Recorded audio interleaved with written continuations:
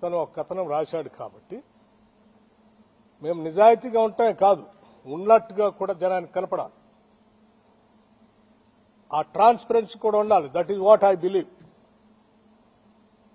నేను అది చదివిన తర్వాత నేను అందుకే మొత్తం ఆ కండిషన్స్ చదివి I have seriously examined the entire thing.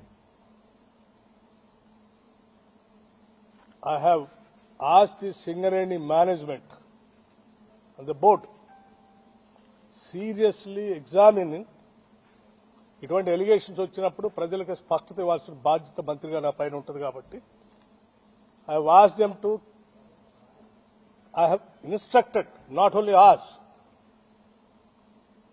to cancel the tender and go for a fresh tender with all the Government of India public sector undertakings లో ఏ కండిషన్స్ ఉంటాయో అటువంటి కండిషన్స్ అన్ని ఎగ్జామిన్ చేసి మళ్ళీ పిలవండి. Don't go by this same.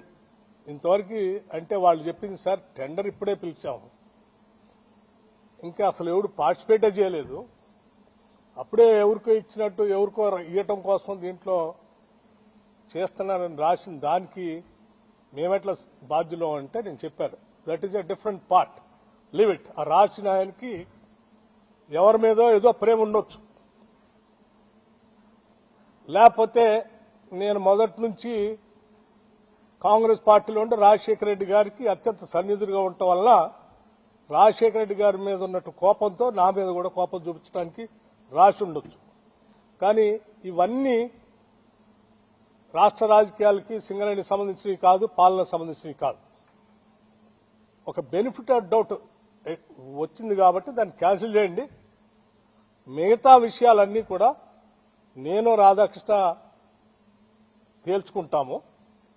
ఇది ప్రజలకు సంబంధించింది కాబట్టి ఇమ్మీడియట్ గా క్యాన్సిల్ ఇట్ అని చెప్పండి.